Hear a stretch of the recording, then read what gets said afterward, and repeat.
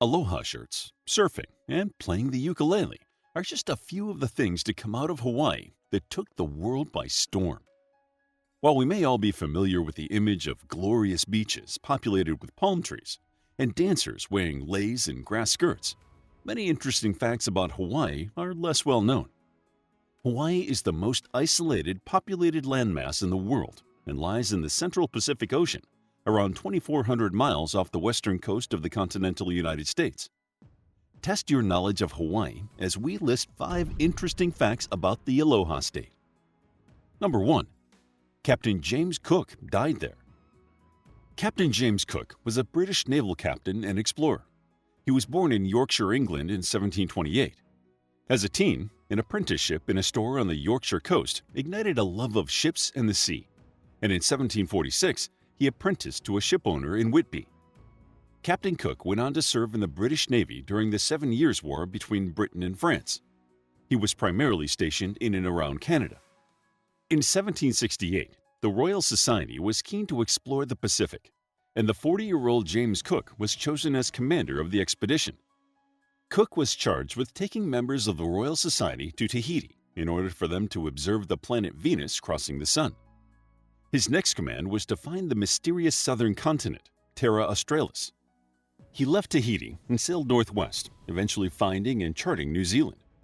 Although the plan was to sail homeward around Cape Horn, Cook decided to cross the Tasman Sea. On April 19, 1770, Cook sighted the southeast coast of Australia. Cook was famous for promoting the health of his crew during long voyages. He ensured the utmost cleanliness and ventilation in the crew's quarters and insisted the crew ate cress, sauerkraut, and an orange extract to fend off scurvy. His success as a captain and explorer earned him the command of 2 ships that were to circumnavigate the Antarctic. He also charted Tonga and Easter Island and explored other islands in the Pacific and Atlantic. In July 1776, Cook embarked on what would turn out to be his final voyage. He was determined to find the Northwest Passage that would link the Atlantic and Pacific Oceans, which would stop ships from needing to navigate the treacherous Cape Horn. They set sail, stopping at Cape Horn, Tasmania, and Tahiti to approach the American continents from the eastern side. During the voyage, he sighted the islands of Hawaii.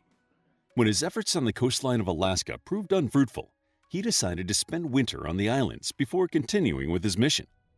At first, the Hawaiian people welcomed the new arrivals, but after several weeks, it was clear that they had outstayed their welcome. After a month of exploiting the hospitality of the Hawaiians, relations became strained. When they finally left Kealakekua Bay, the locals were happy to see them go, although they still supplied them with food and gifts. Unfortunately, Cook's ship was forced to return just 4 days later to repair the mast that was damaged in a storm. The Hawaiians were less than pleased when they saw the ships heading back. After a disastrous encounter in which Cook tried to take the main chief captive in retaliation for the theft of a ship's boat, a skirmish broke out in which Cook was killed.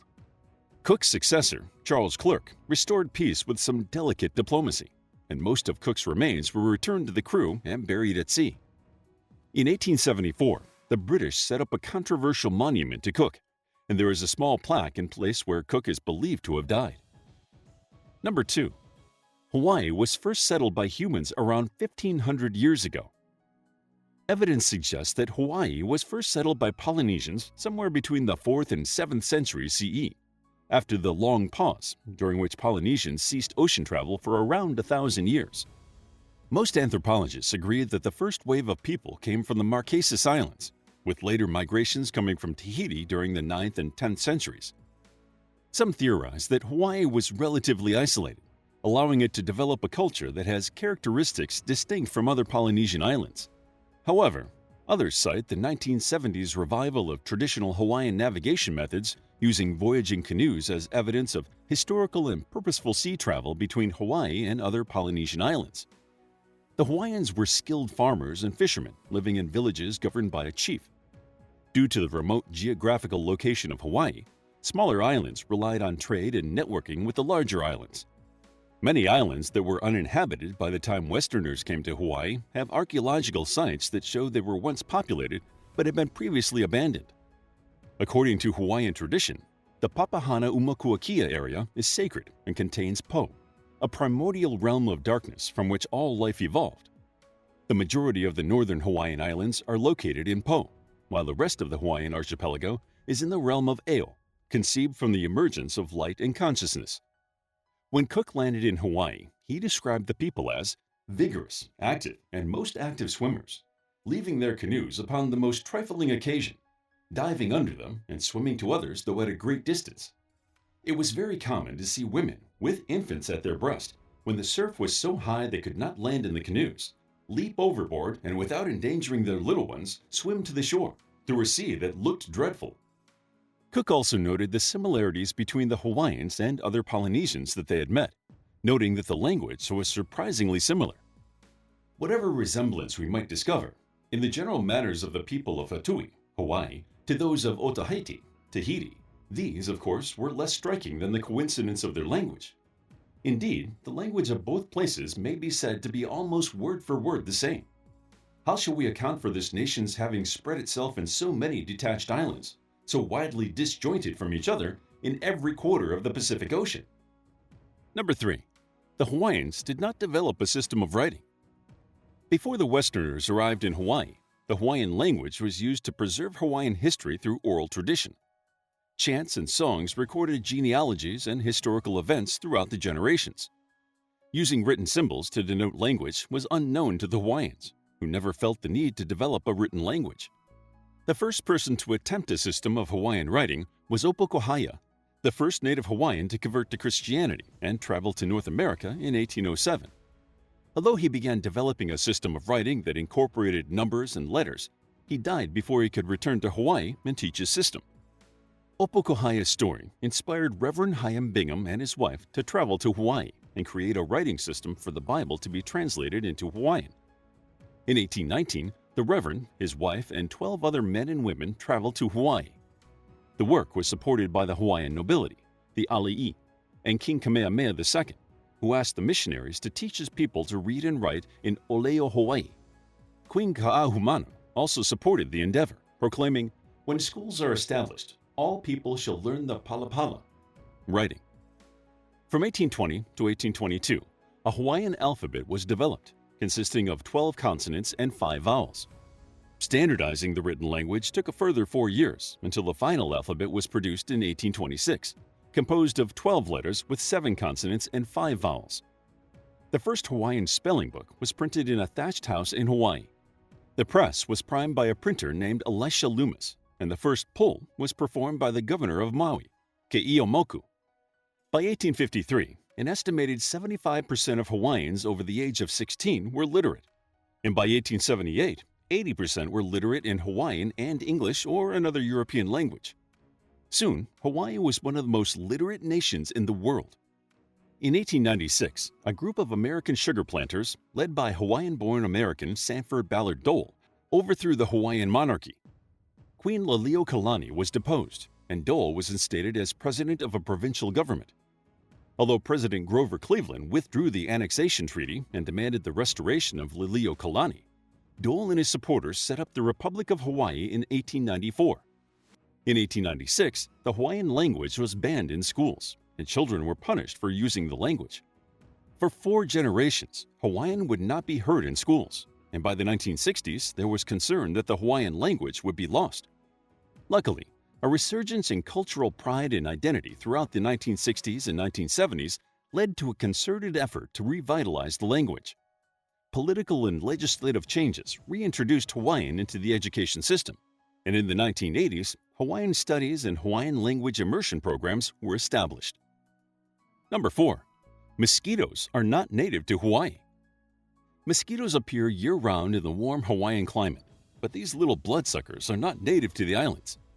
Mosquitoes are thought to have originated in Africa and are very common throughout the world. One of the few places to have avoided the flying pests was Hawaii. Bird biologist Chris Warren explains that Hawaii's isolation meant that the archipelago was among the few places on the planet without mosquitoes. He asserts that the introduction of mosquitoes happened less than 200 years ago. It is thought that a whaling vessel first introduced mosquitoes to Hawaii in 1826. Finding a favorable tropical climate, they quickly expanded across the islands and thrived. Since then, Climate change has caused temperatures in Hawaii to rise, enabling mosquitoes to reach higher altitudes that were once too cool for them to survive. These new areas include high-elevation forests, allowing mosquitoes to wreak havoc among native species and spreading disease amongst the vulnerable bird populations. As mosquitoes are not native to the archipelago, they offer no ecological benefits as food or plant pollinators. As the forest birds in Hawaii have no ability to fight off mosquito-borne diseases like avian malaria, rising mosquito populations are threatening the survival of native birds.